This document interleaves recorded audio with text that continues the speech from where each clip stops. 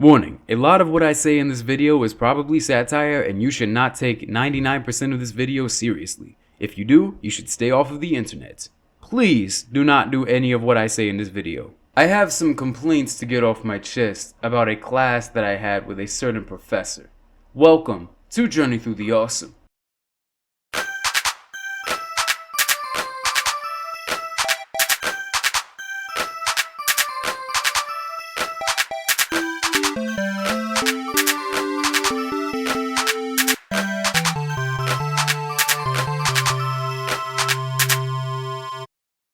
Welcome back to Journey Through the Awesome, everybody. And before we get into this video, apparently my phone would like to interrupt what I'm about to say. Well, I got an email from some scammer. He says he wants to meet me behind the back of a Walmart and sell me some kind of drink.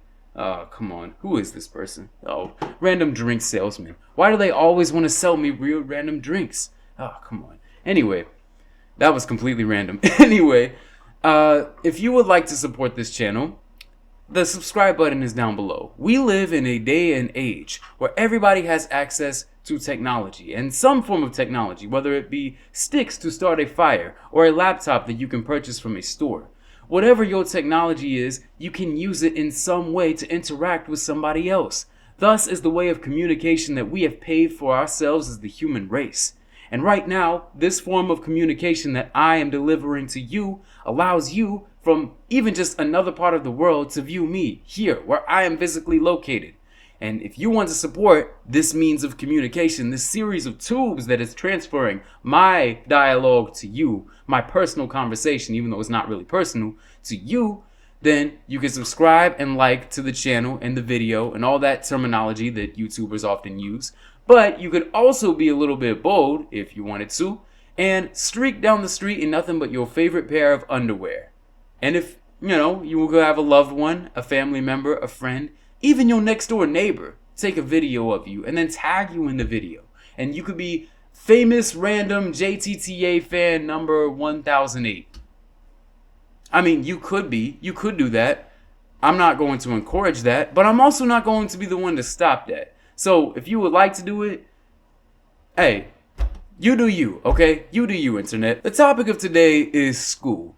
School is something that affects all of us. School and snow. And those are the actual two topics for today. But school affects all of us because many of us are either in school or we know somebody who has been in school. Whether it has been parents, whether it has been our own kids, or, unfortunately, many people in this world cannot access a formal education. And that's very sad. And, we should be doing everything in our part if we have positions of opportunity to give back to people who don't have that access. I'll always be sure to sponsor any opportunities that come my way.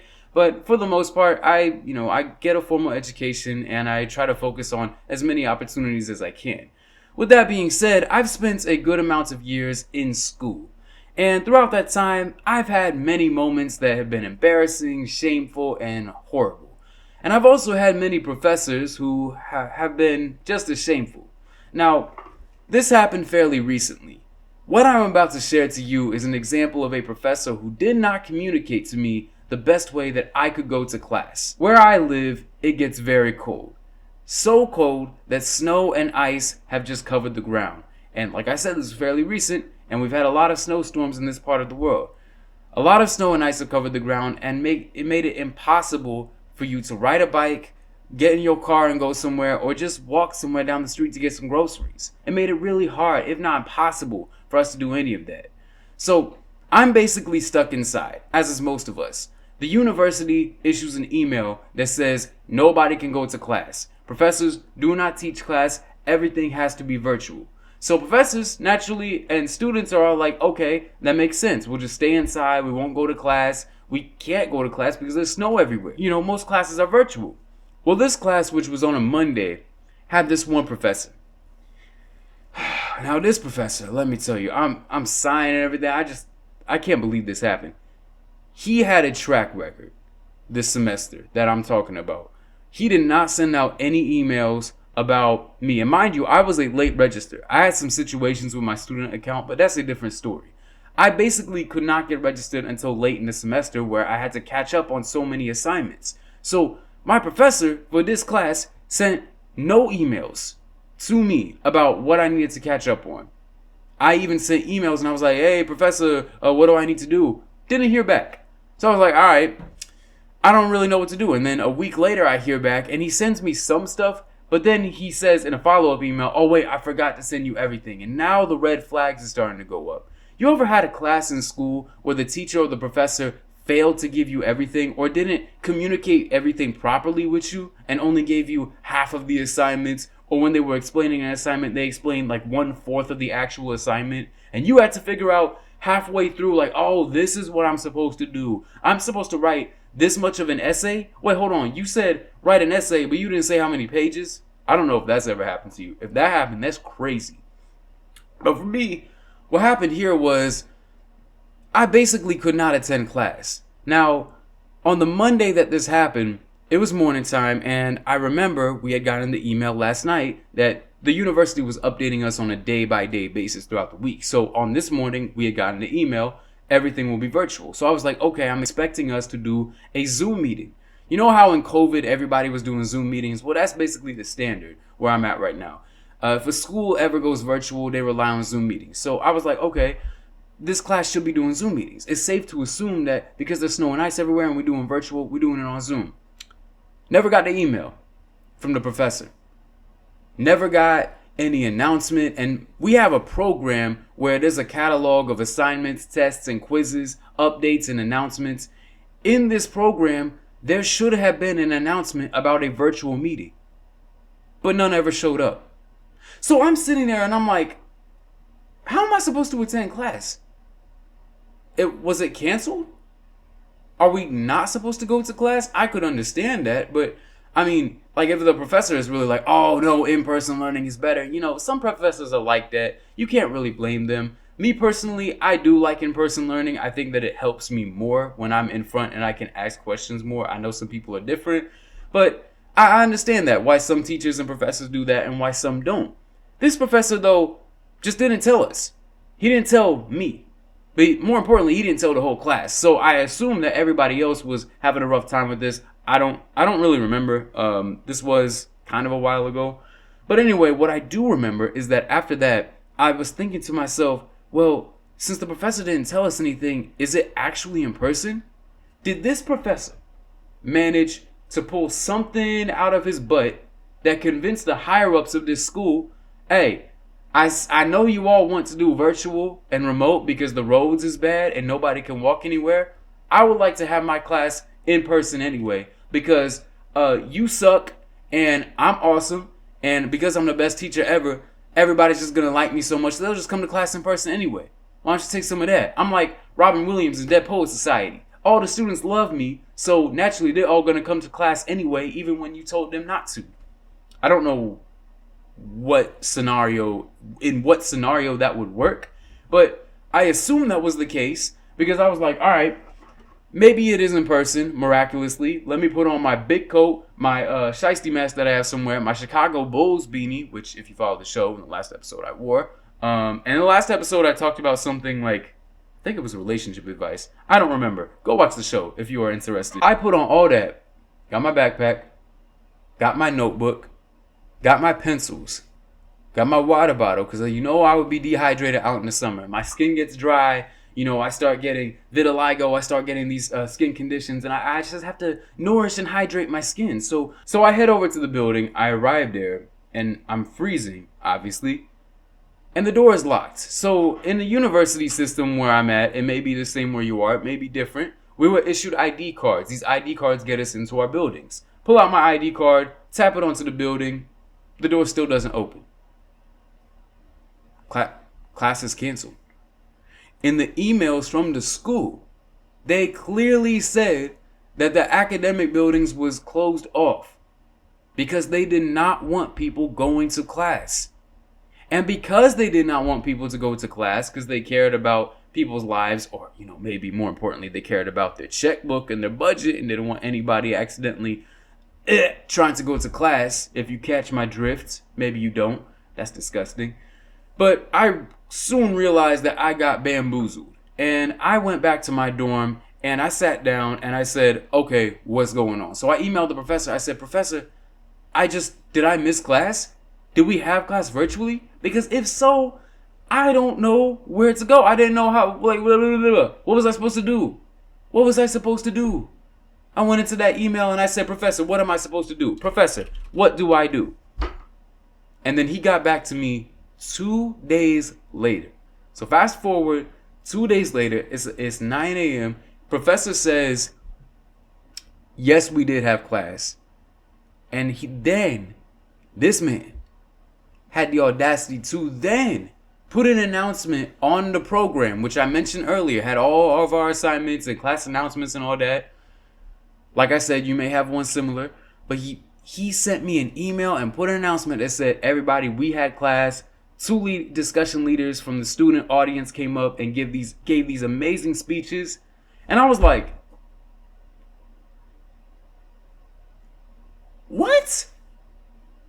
You're telling me I walked to class I had hypothermia. We did not have class. Did we have class? Where was class? Where was this ghost class that you taught? So I asked him that. I said, where was I didn't say it like that, but I said, hey, Professor, I think I might have missed class. I walked all the way to the building and I almost caught hypothermia. I also didn't say that, but I wanted to. Where was class? Because I see you announced that we had class. Where was it? He said it was virtual. I said, where was it virtually? And then he sent me to the program that I mentioned with all the things. And it was this little box that I could not see if I tried. And I was like, well, how was I supposed to know that? And he says, sorry, I forgot to send it out. So basically, I missed class because the professor did not communicate where, when, or how to go to class. This is a problem. Okay, and this video in particular goes out to all teachers and professors of the world who they bamboozle students, who miscommunicate, who have a problem with communication. Okay, so I'm not going to try to be too angry because I understand sometimes you just have something going on and maybe your focus isn't on the game. But let me ask you this. Let me give you this metaphor. If you are a coach of a, let's say, professional cheese rolling team, okay, you're the coach of Team Egypt's cheese rollers, okay? I don't even know if Egypt has a team rollers team, but let's say they do, and let's say you're the coach of the Olympic Egypt cheese rollers team. You go down to Egypt, you go down, and they're rolling cheese down one of their big hills that they have in the deserts, right? So as you're doing that, and you're like tallying up the records from all of your players, you should be focused on the game. You should be focused on that wheel of cheese rolling down the hill and who rolls it down the fastest, because that's your star player and you need to pay attention to them, but you also need to pay attention to your slowest players. And I am slow, okay? I know a lot of people use that as an insult and a lot of times it is really offensive, but I will admit that I'm a bit slow when it comes to catching up on where, when, and how I'm supposed to do something. And I made this evident to my professor. I was like, Professor, I may be slow to catch on to this. He just didn't communicate. Okay, that's the big problem here.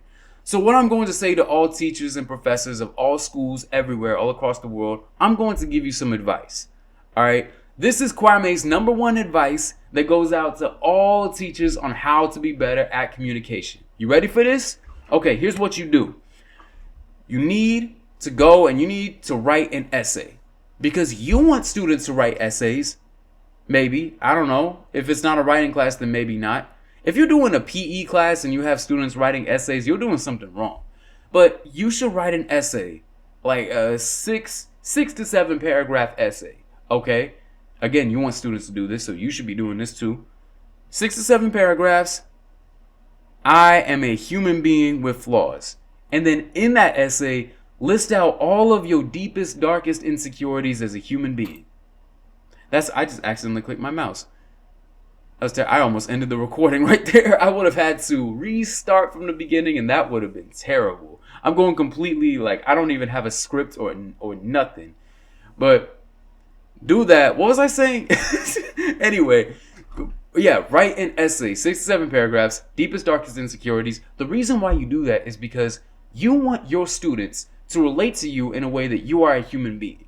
Okay? So if your insecurities are, we bullied this person in high school and I'm just an overall terrible person. We went on this rager in college and we peer pressured all these guys to get a little bit, if you know what I mean. That was a very offensive impersonation of somebody who is a bit intoxicated. I don't really care though, because a lot of intoxicated people make a lot of horrible decisions, and a lot of those horrible decisions are really horrible. If you like, by the way, drinking alcohol, don't be offended, okay? I'm sorry. If you like, that's your choice. But anyway, yeah, if they say that, say all the things that you have done wrong, send that out to students, and then by the time it reaches them, they'll be like, okay, this person's horrible. They're a horrible person, and they are true to themselves. And they're horrible. And then from that moment on, we don't have to build up teachers as these idols or these figures that we should be looking up to. We build them up as just human beings who make mistakes. Now, you might be fired after you release that paper, depending on the skeletons in your closet that you release to the public. But hey, it's all good. Everybody has skeletons in their closet. Only difference is not everybody releases them. And if you actually follow this advice, well, I mean, I'm not really the one to blame because you came to a random person on the internet for advice about that. Yeah. If you guys like this video, you can support the channel by doing a lot of different things. Like I said, streaking down the street earlier while somebody takes a video. I don't always have the best advice, but sometimes I like to think I do. And if you believe I do, then please support my endeavor to try to educate the world in the ways of Kwameker in his weird fantasy bubble where he gives all the advice that is supposedly perfect, but maybe not perfect. I don't know. This is the internet. It's a place full of weird advice. It's a sphere of tubes. That's what I always say. It's a sphere of tubes connecting together. Yeah, that's what it is. Tubes of information, and not all that information is legit. A school trip to an amusement park. Wow, this is very relevant to what I had just talked about. And kind of not, because I'm talking about... Okay, whatever. Okay, class, today we are going to this amusement park right here. Let's see, where are we going? Are we at the right place? This is the chainsaw park. I don't think we want to go to the chainsaw park. Is it? This is what... Oh. I guess I should have read that form before I signed it. Oh, whatever. I don't get paid enough for this job. Well, kids, you can all go to Chainsaw Park. It's that way. Okay, bus driver, open the bus. All you kids, you have a nice day. And I definitely will not be driving out of here along with my amazing bus driver best friend. You all can go out there, have some fun. Don't lose your life. I mean, what? Enjoy the rides. Are they gone? Okay, get out of here. Close the door. Get out. Get. And that is what every teacher wishes they could do deep down. You want to do that secretly. You want to do it all the time. Maybe not. Maybe you're actually a good teacher. I shouldn't assume that you're a terrible human being, okay? Keep doing you and keep educating the kids of the future. This has been a PSA about don't take your kids to chainsaw parks. Good job. And my answer to that is that will always be the question here. There will never be an answer to that. Okay, I consider myself an expert because I live life to the fullest that I can live. You know, I only have so big of a budget. I only have so big of a wallet to be able to spend money on the means and resources